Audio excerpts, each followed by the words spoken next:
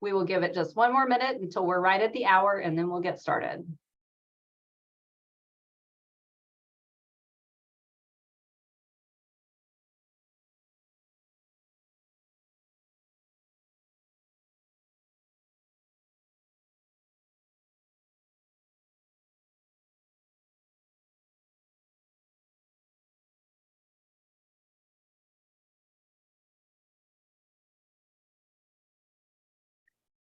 Okay, well, good afternoon, everyone. My name is Ellen Richardson, and I would like to say welcome on behalf of the NC State Alumni Association and Wolfpack Women in Philanthropy to our webinar today, Supporting Scholarships at NC State, where we're going to talk about the many ways that you can impact a student's life and build your legacy here at NC State. We're so glad you could join us. Just a few housekeeping items before we get started. We are recording today's webinar, so if you would like to go back and watch part of it later, you'll have access to do so via a link that we will send out.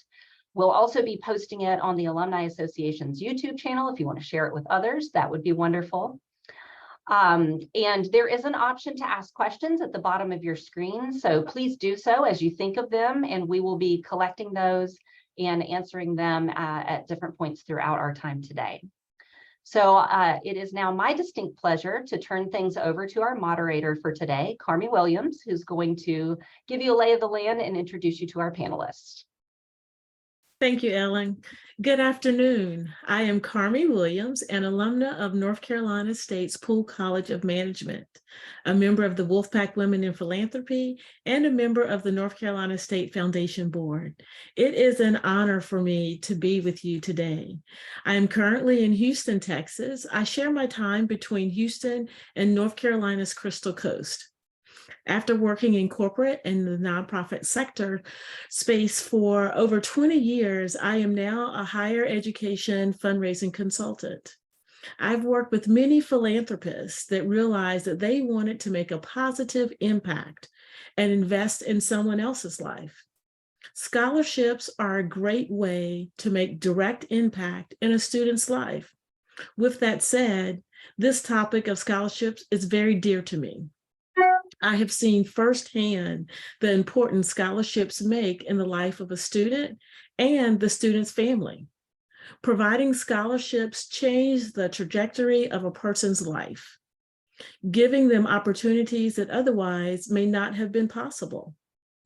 As a member of Wolfpack Women in Philanthropy, a multi-generational, multidisciplinary volunteer group of women who have come together to boost women's giving, engagement, leadership, and influence at NC State. In this panel discussion, we'd like to explain why scholarships are essential to most students, demonstrate the unmet need, and discuss many ways individuals can help.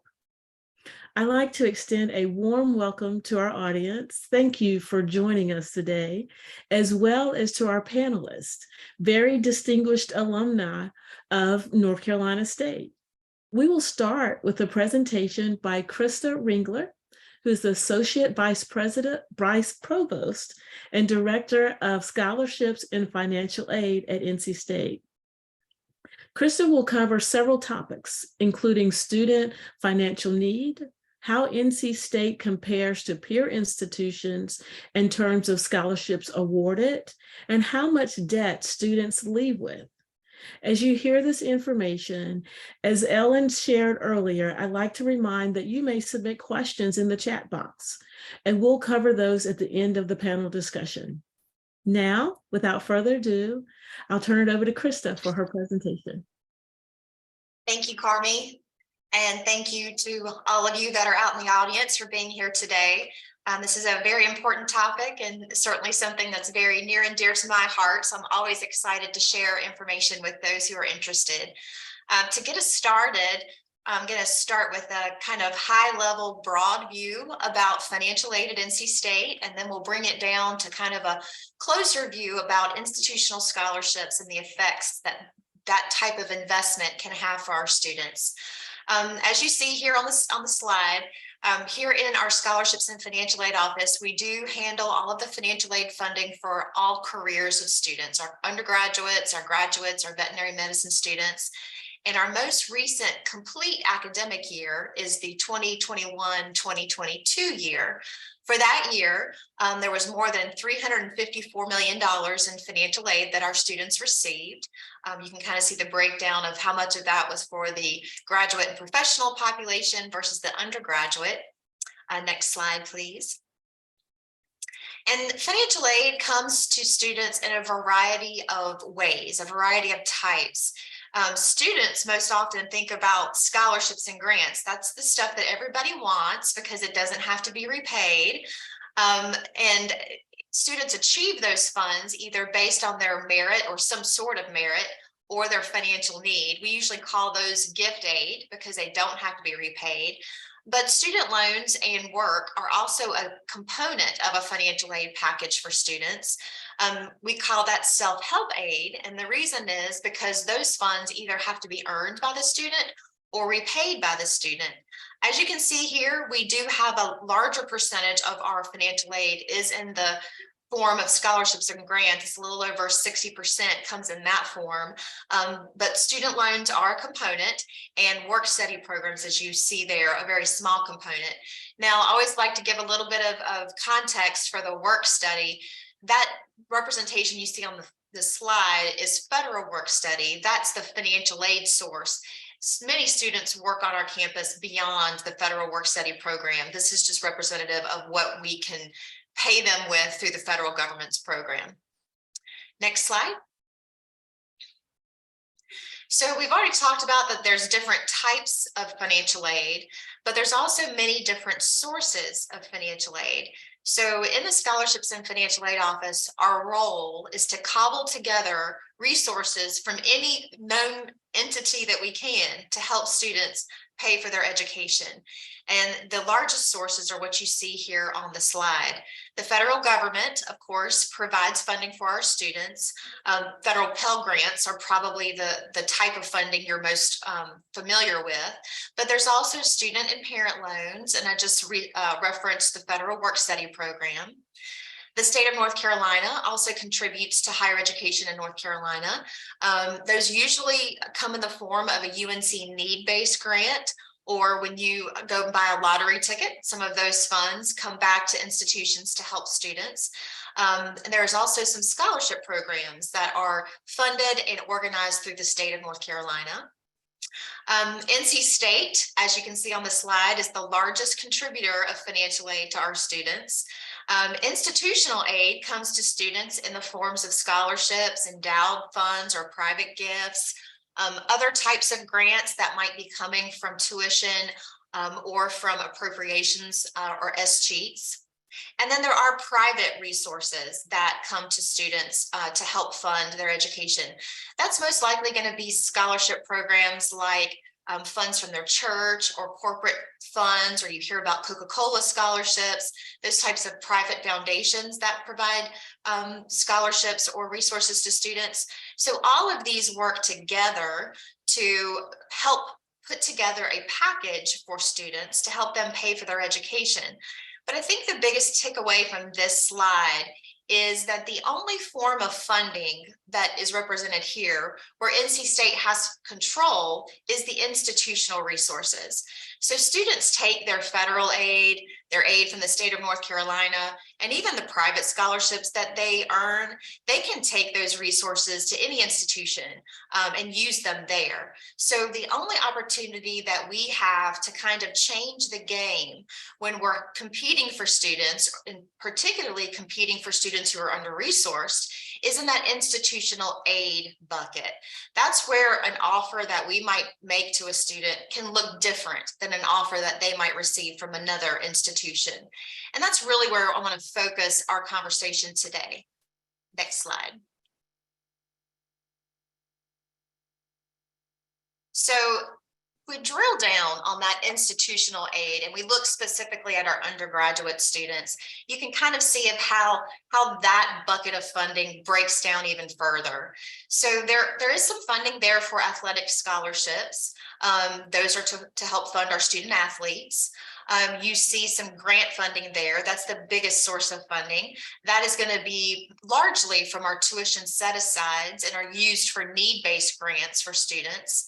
The big components that make a big difference for us here are the merit-based component and the need and merit-based component. So these are going to be institutional scholarships coming from endowed funds or private gifts, where the requirements are to assist students either based on their merit or a combination of merit and financial need. So this is where we can offer scholarships to students, where we can say, you're enrolled in the College of Engineering from a particular county and you have financial need and academic merit. That's where we can offer funding to a student that looks very different than they might receive at another institution, and allows us to make NC State more affordable for them, but also more of a competitive offer when they're comparing other opportunities that they may have. Next slide.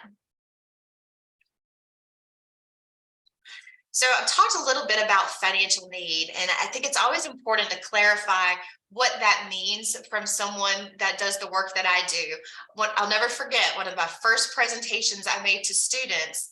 I was talking about financial need, and the parent and the student came up to me later and said, but I think I do have financial need. But the results of their financial aid application didn't indicate that.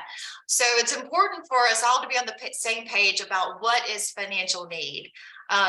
In the context of scholarships or grants based on need, that word is defined by what you see on the slide here. And this is actually outlined in federal government regulation, that this is what the financial need calculation is.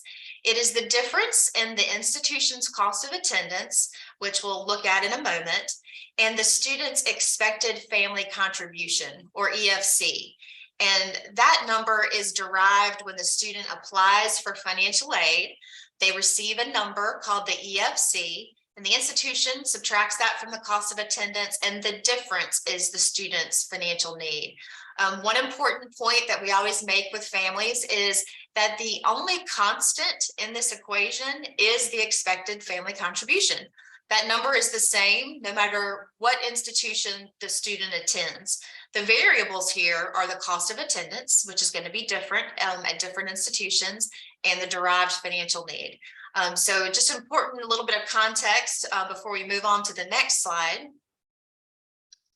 So here on the slide, we're showing you the total cost of attendance for the 2021-22 academic year. And I'm giving you that year's cost of attendance because all of our data is coming from that year. It's our most complete year. But as you can see here on the slide, the cost of attendance is more than just tuition and fees. We know that students have expenses beyond that, that tuition and fees are indeed a direct cost to students, but they also need housing, they need food, they need to purchase books. There are personal expenses, transportation expenses. So as you can see here, the totals for North Carolina residents and non-North Carolina residents or non-residents, and the biggest difference here is the tuition and fees because those are calculated differently. But this is the starting point of that equation we talked about in the last slide. This is where we'll start to determine a student's financial need. Next slide. So with that little bit of context, I wanted to share some trend information with you about our undergraduate students. So you can see here the last 3 academic years. The dark blue bar are the percentage of our undergraduates that apply for financial aid. That means they completed the FAFSA, the free application for federal student aid. So the way we look at that information is 70.8% of our undergraduates raise their hand to say, I'd like to be considered for financial aid. I'd like to see what options might be available to me to help fund my education. 44.3% of our undergraduates demonstrated financial need using that equation that we used on the most recent slide that we looked at. So as you can see here, the numbers have been pretty much in that area for the last 3 years. A little bit of context that's important is when students apply for financial aid, they report their income from 2 years prior. That's just the way the application process works for the federal government. So for the 21-22 year, those students were reporting their income from 2019. And I say that because we have the expectation that as we move forward through the COVID impacted tax years, these numbers may look a little different. So the COVID impact is not fully realized on this slide quite yet. Next slide.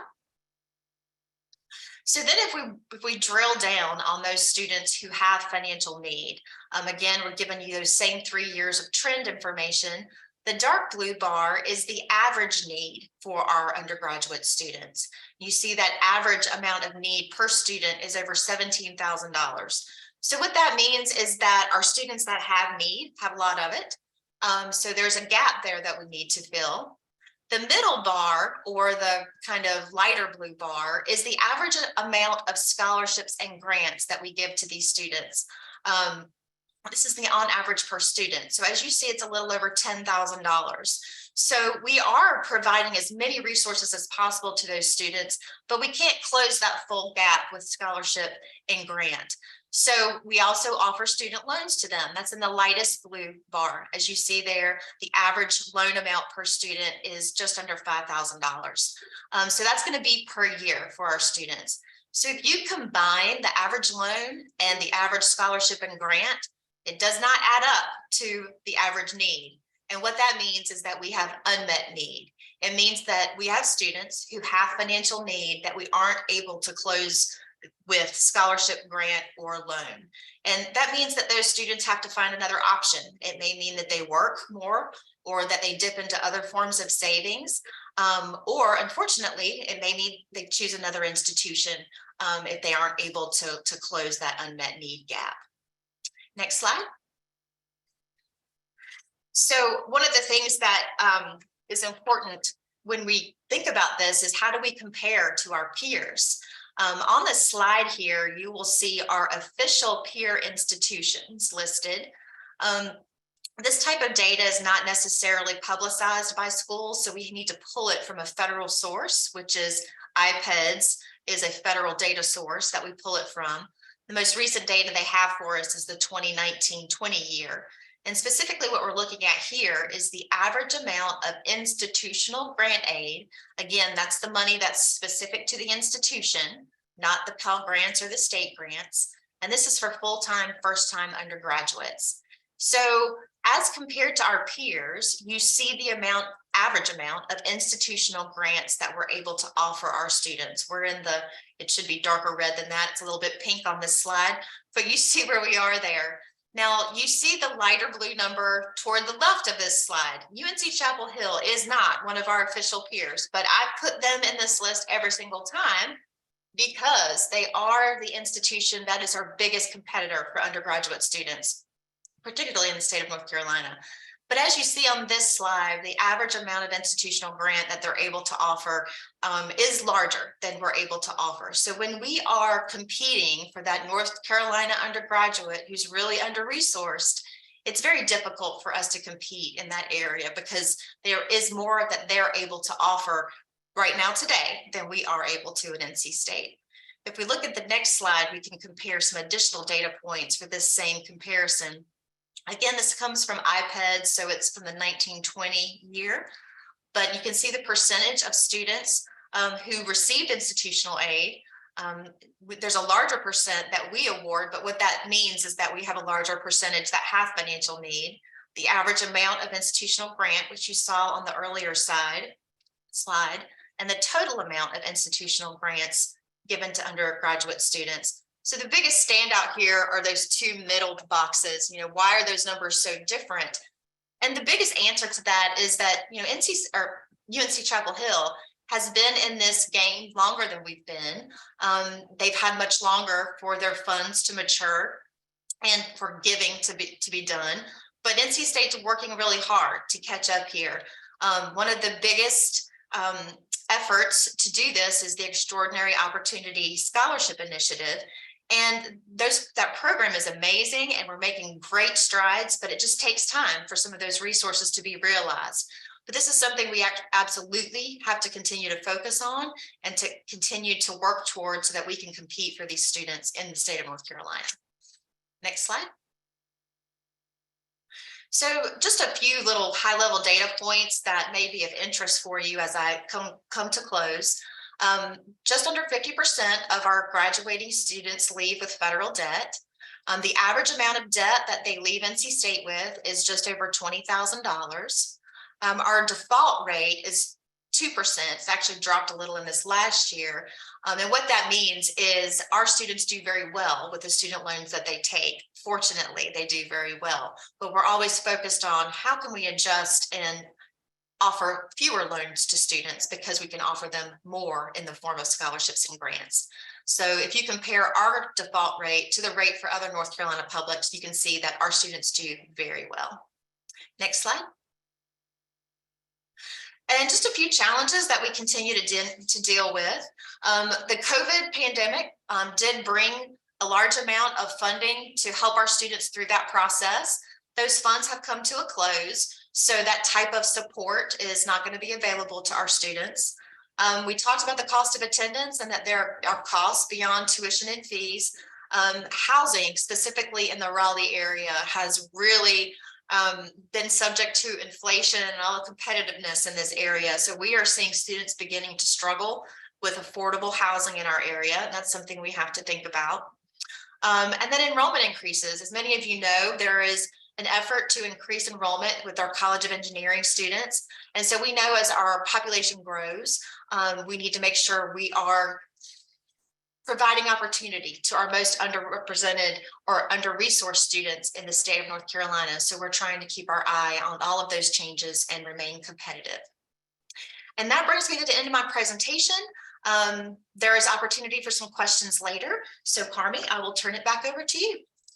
Thank you, Krista. That was some very good, detailed information of where we stand in the scholarship space. Thank you.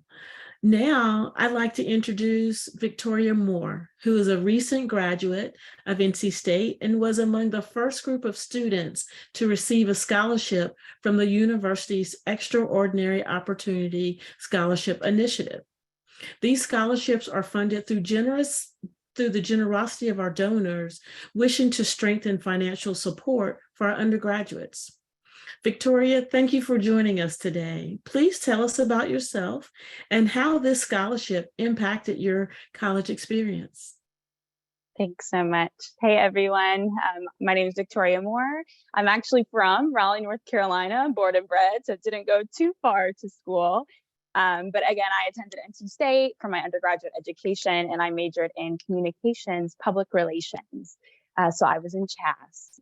My pathway to NC State, being from Raleigh, pretty straightforward. It was always on my mind. My mom was an alumna, actually, of the university. She also majored in communication PR. That was not planned. Wasn't trying to follow mom's footsteps, but she was certainly an influence on me.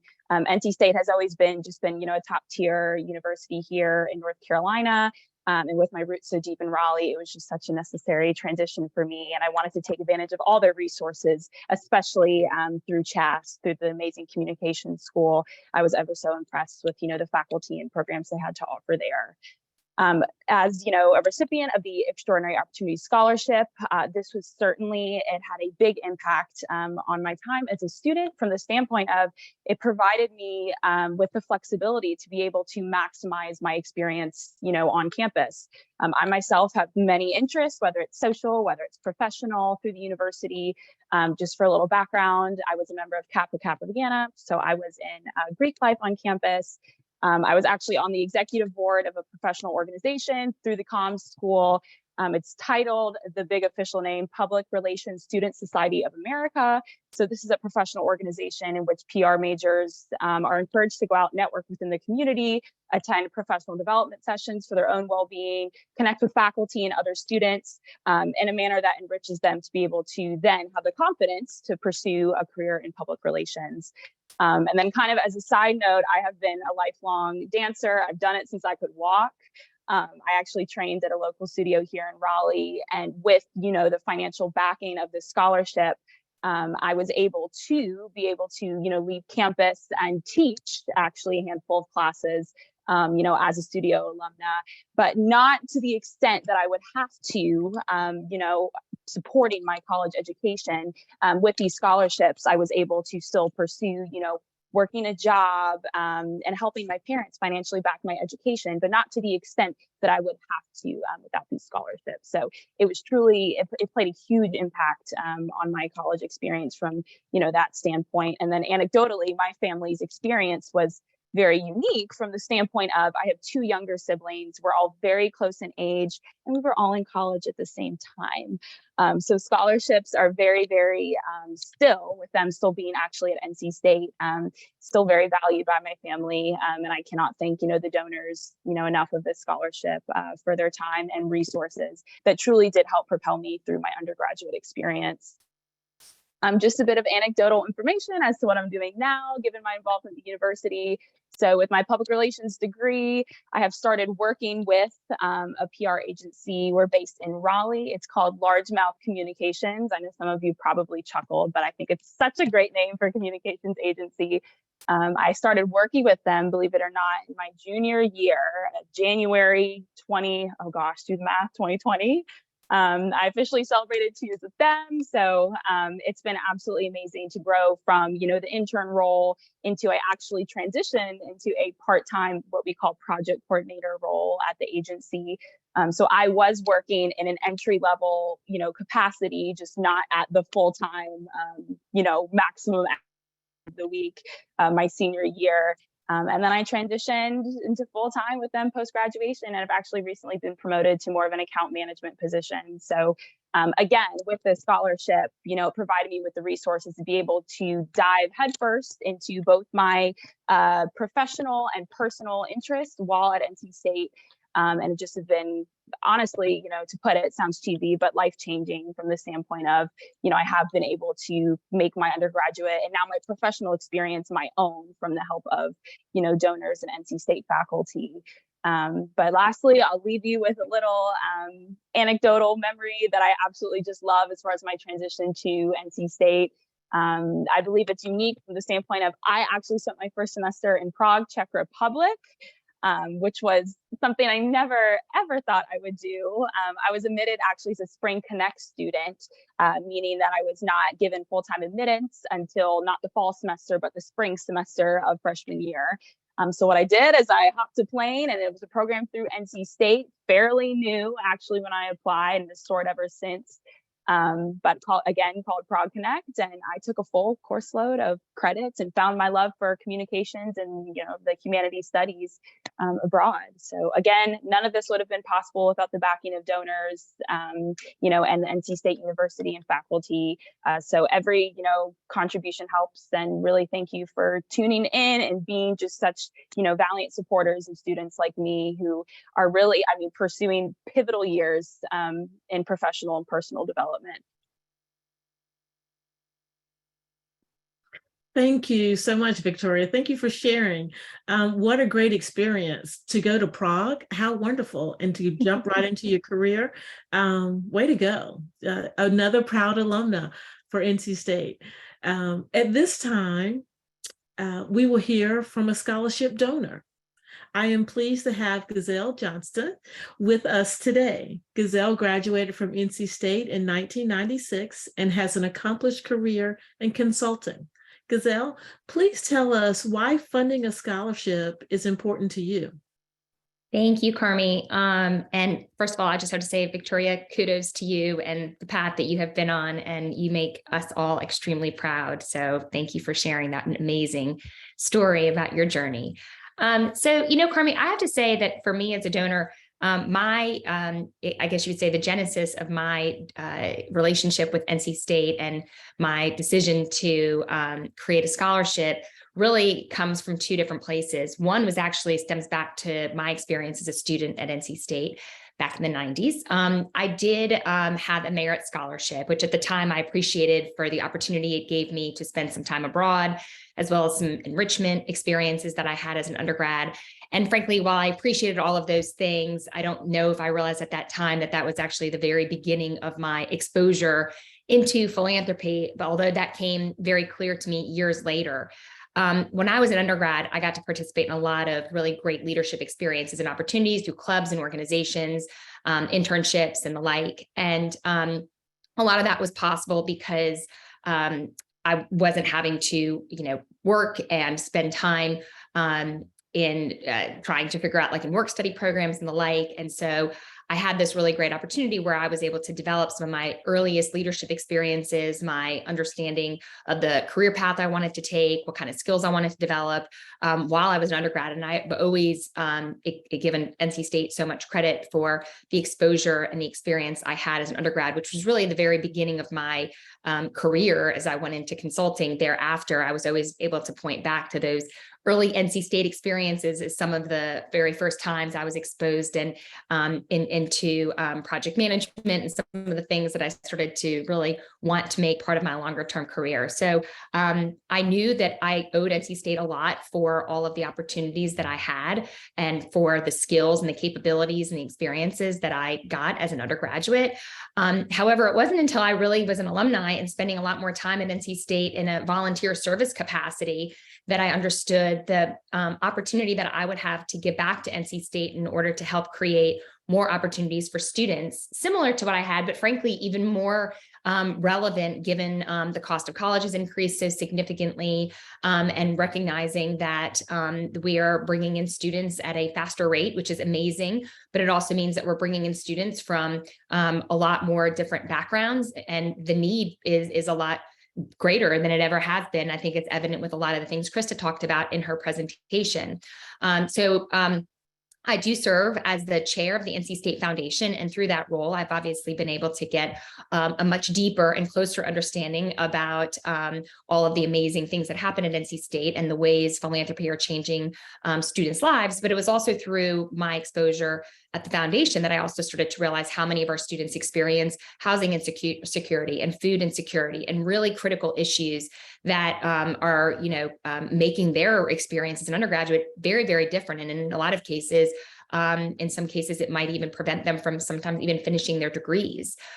So I came to this decision to thought, gosh, wouldn't it be great if I could create a scholarship at NC State that allowed some students to have an opportunity to get the best and the most out of their experience here, develop some of those same leadership experiences, be involved in some of those same clubs and organizations that kind of help propel them into their careers without the burden of having to always be worried about how they were going to pay for it or how they were going to get their next meal or how they were going to ensure that their rent was going to be covered for the entire time that they were an undergraduate.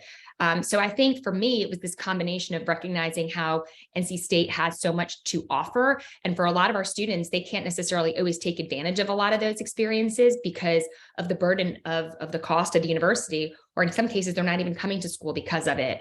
And so the scholarship that we created at NC State definitely is really set up for students who demonstrate leadership potential, have unmet need, are in many cases might be underrepresented in the area of study that they are in. And with this scholarship, it allows them to offset some of those costs so that, like I said, they can be more engaged and involved in things that are of interest to them and help propel them into their career in a way that I'm always grateful that NC State did for me.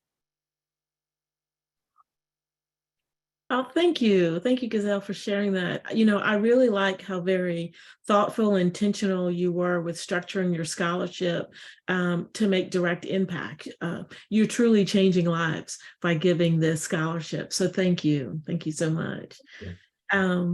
Now, I'd like to introduce you, Lauren Welch, who is a Senior Director of Development at NC State. And Lauren works with Donor. Lauren has worked with alumni and friends who are interested making that impact through scholarships. Lauren, will you share a little bit about yourself and then speak about your approach when talking about scholarships? Yes, absolutely. Thanks, Carmi, and welcome to all of our attendees. I know I've got a very hard act to follow, especially after Victoria and Gazelle, but I'll certainly try.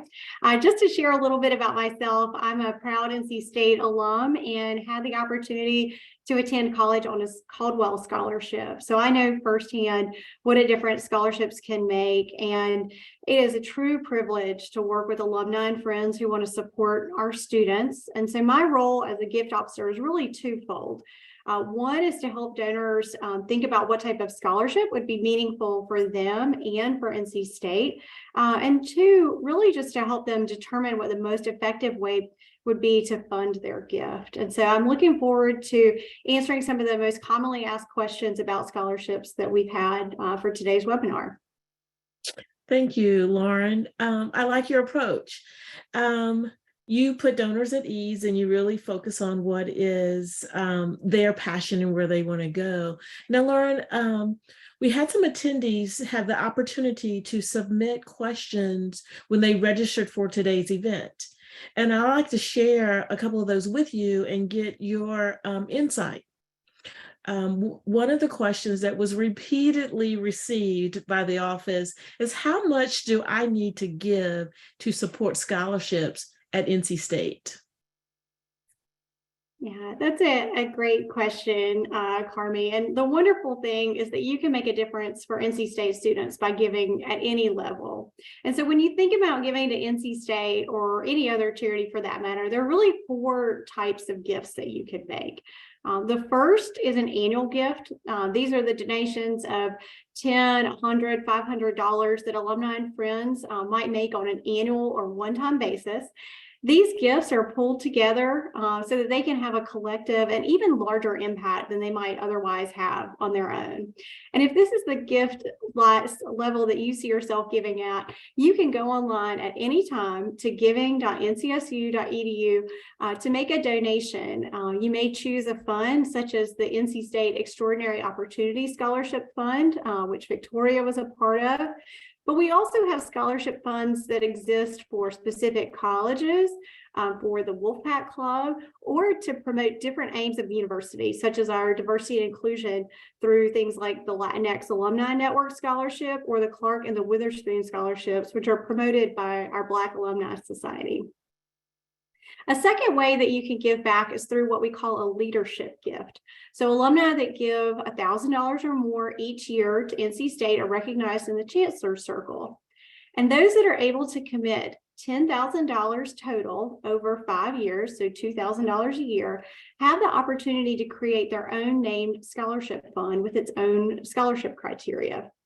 These funds that are made at the leadership level or the annual level are for immediate use. And so that means the university is going to spin them down and send them directly to students as they're received, instead of investing them in an endowment in perpetuity. The third way that you can give back is through a major gift, which would create an endowed scholarship.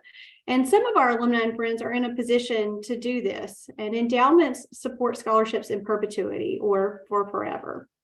The university would invest your donation and spend a percentage of the income each year to fund a scholarship or 2 or even more for students. And the minimum commitment to create an endowment is $50,000, which again, you can do over up to 5 years, so $10,000 a year.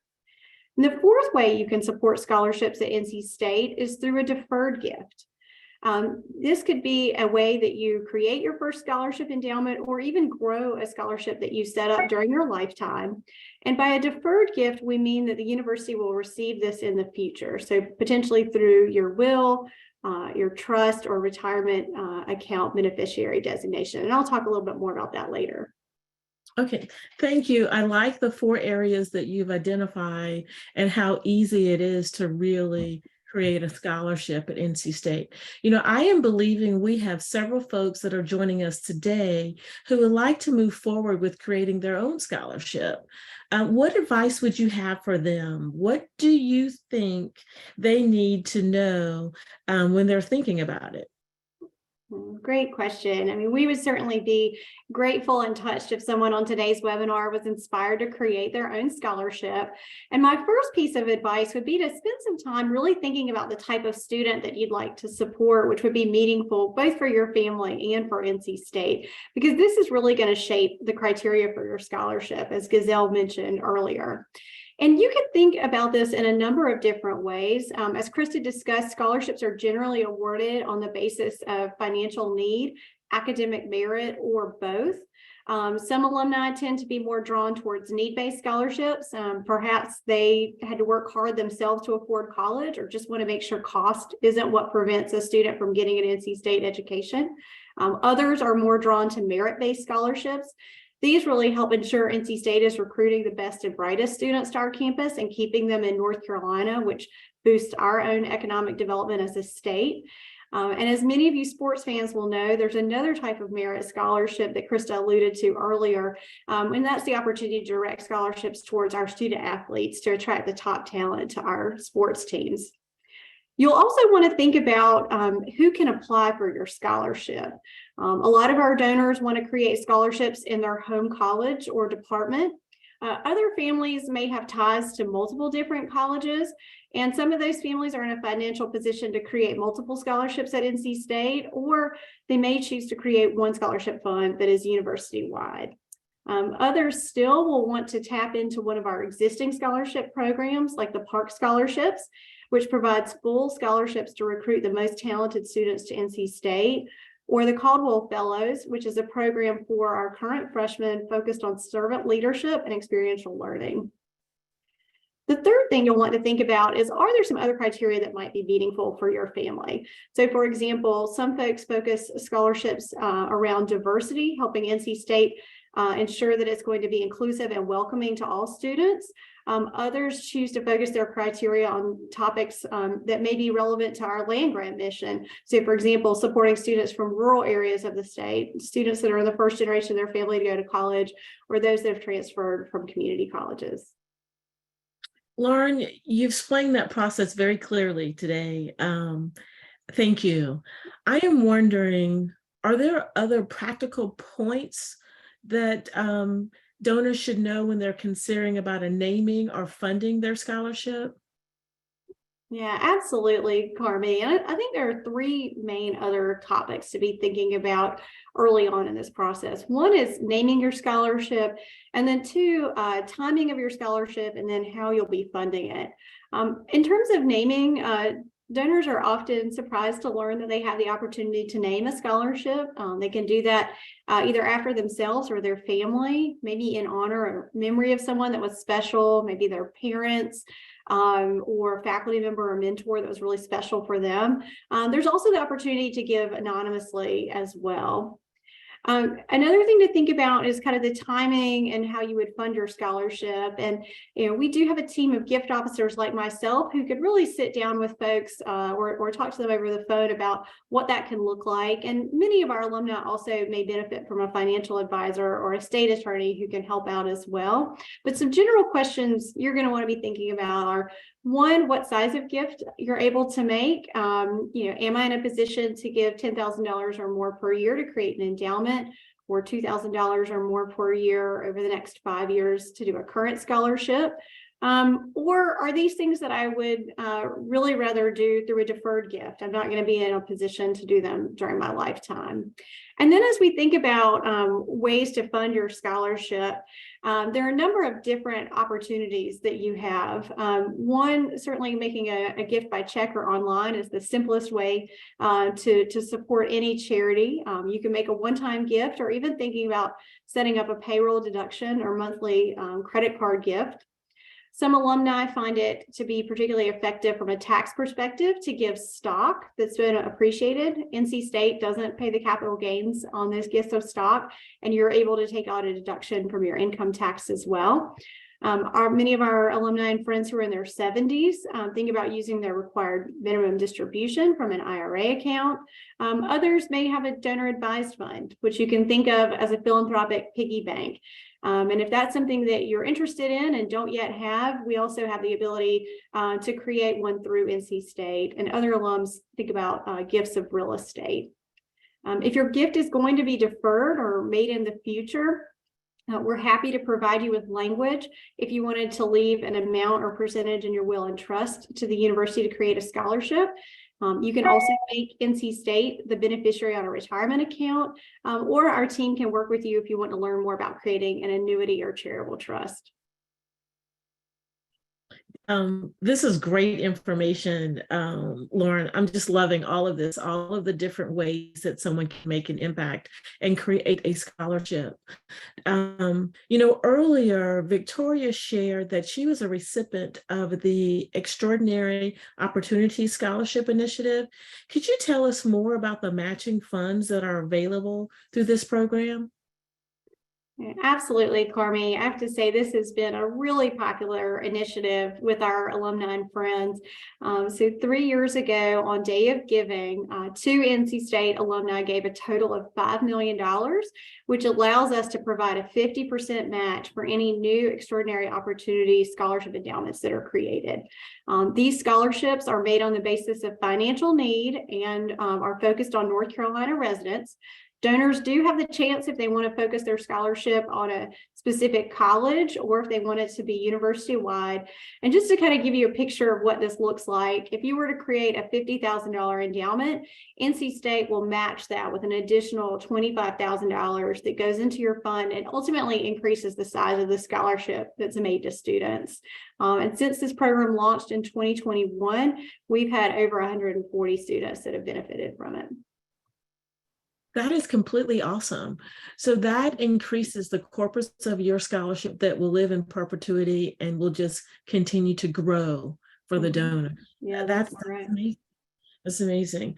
Another question, Lauren, that I'd like to interject right now that we received from our attendees: what impact can they make at different gift levels?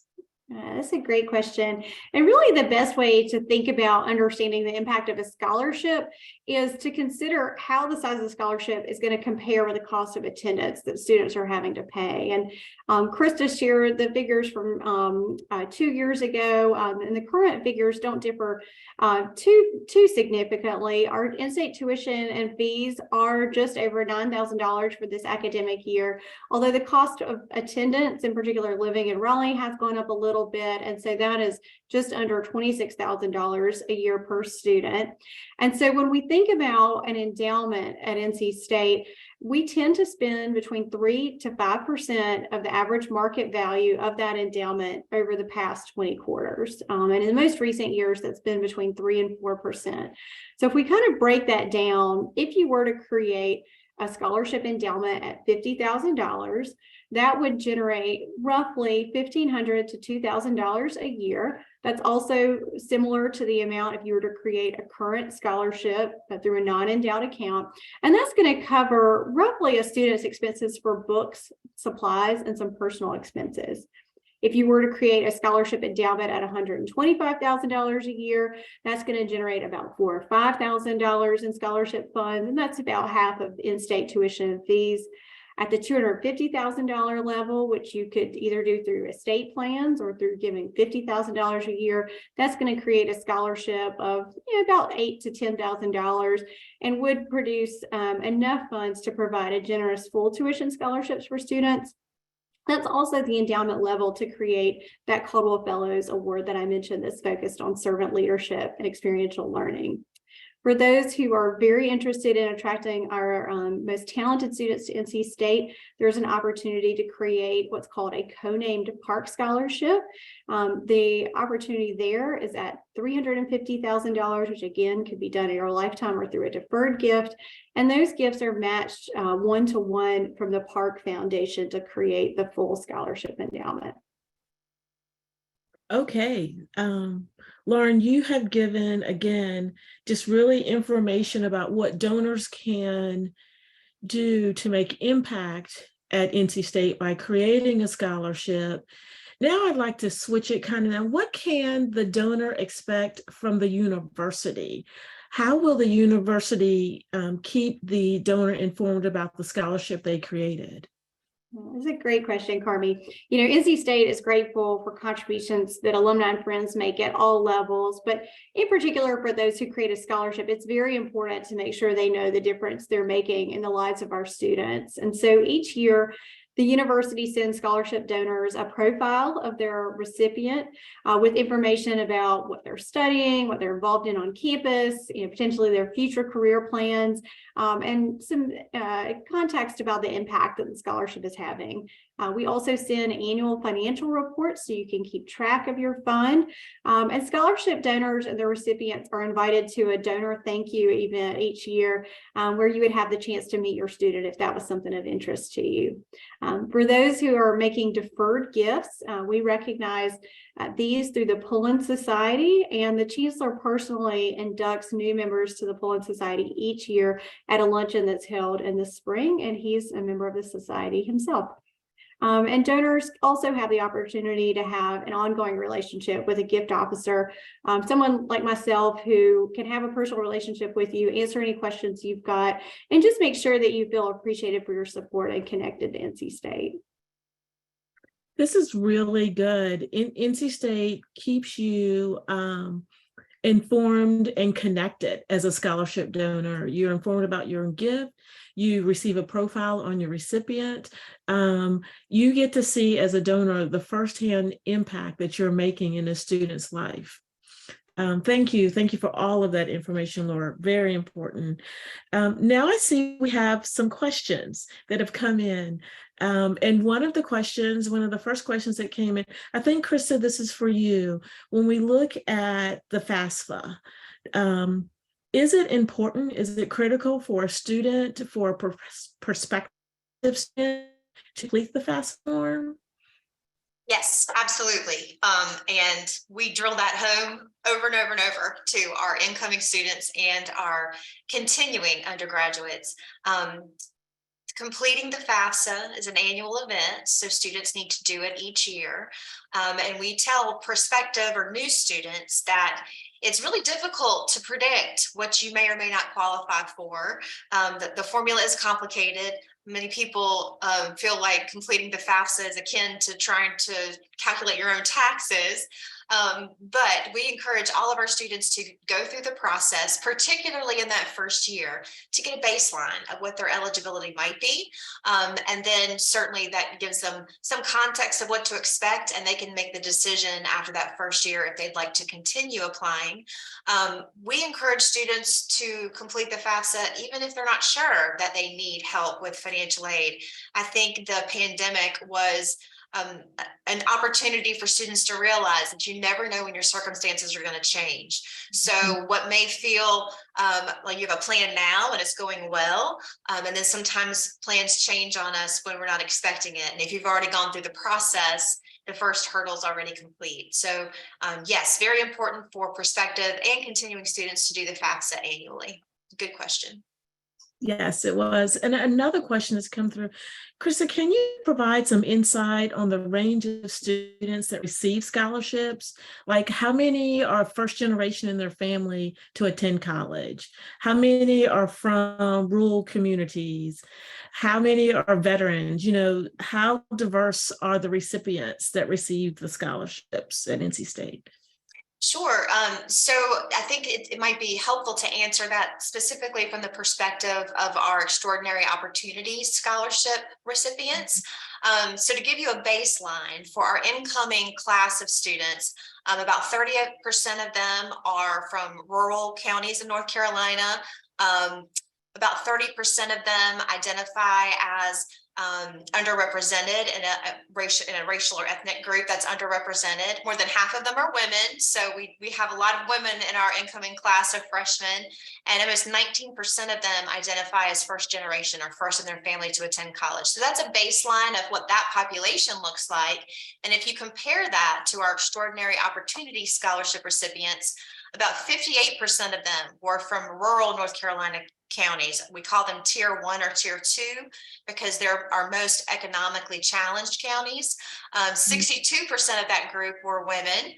23% of them were in their first in their family to attend college. So as you can see, funds like the Extraordinary Opportunity Scholarship, where we are able to focus on things like financial need and North Carolina residency, allows us to really push forward, even to make more progress in those areas, to have our incoming class very representative of our population in the state.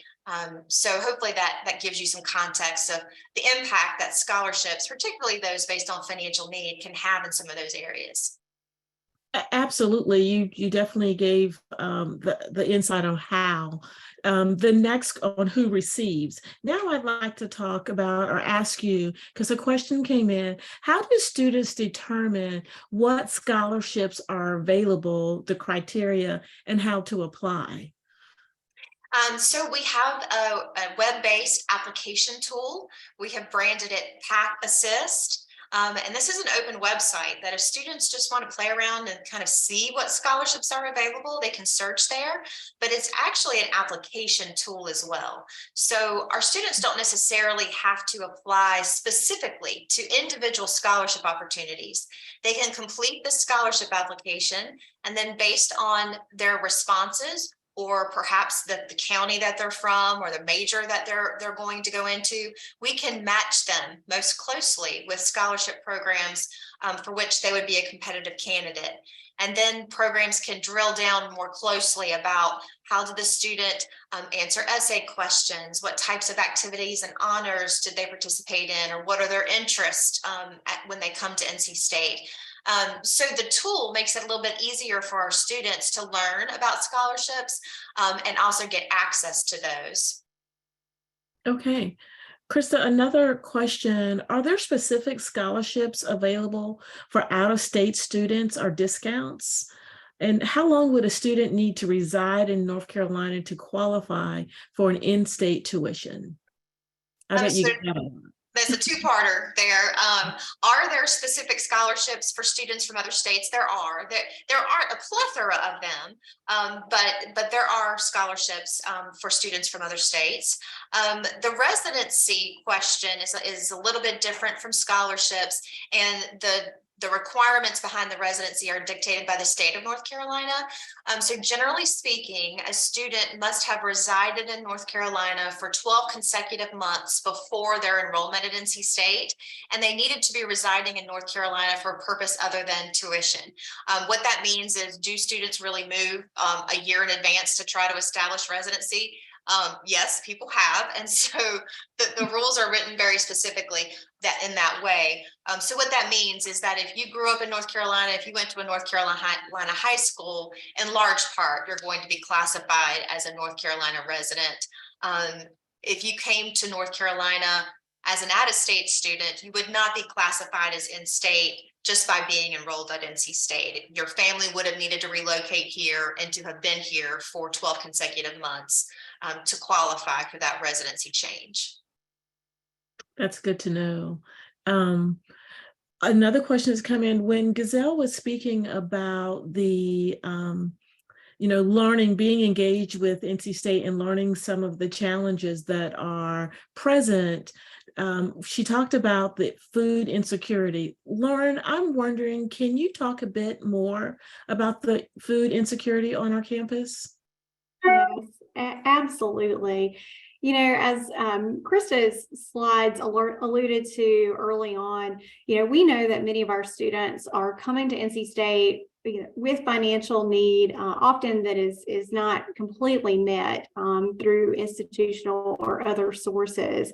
And something that we're seeing even before the pandemic, but even more so after the pandemic, is that a significant number of our students are experiencing food and housing insecurity as a result. Many of these students are working several jobs and really doing all they can to cut corners to make ends meet at NC State. And yet it's something like 1 in 4 of our undergraduate students has experienced food insecurity in the last 30 days. And this is a very specific definition that's set out by the federal government. And so really is indicative of students that are in need. And so that, I think, really underscores the great importance of creating scholarship packages that can meet more of that need of our students. It also highlights the benefit of initiatives that some on the call may have seen, such as our Student Emergency Fund grants, which are provided for students who may be experiencing an emergency situation. Maybe a parent has lost a job, hurricane has come through North Carolina. Certainly the pandemic created a number of emergency situations for students, and it's really there as a one-time grant as well as wraparound support from our Student Services Division to help that student to get through that emergency situation and hopefully stay enrolled at NC State. Some of you may also have seen we have what's called the Feed the Pack food pantry on campus, which is again trying to contribute to those concerns around food insecurity. Thank you, Lauren, for taking us a little deeper in that issue and concern that is at the forefront and the mind of NC State to make a difference and to ensure that no student goes with unmet needs. And so thank you so much for sharing about that. And thank you for the information that was presented today from all of our panelists around scholarships. This has been a very enlightening webinar, and I hope everyone has enjoyed it. As we come to the close of this very important session, thank you for joining us today. And I want to thank our panelists, Krista, Gazelle, Victoria, and Lauren. Each of you shared valuable information today that has given us a lot to think about. The webinar has been recorded and a link will be provided, as you can see right here on the screen, is anyone that's interested in viewing it at a later date. Again, thank you so much for joining us and have a great day.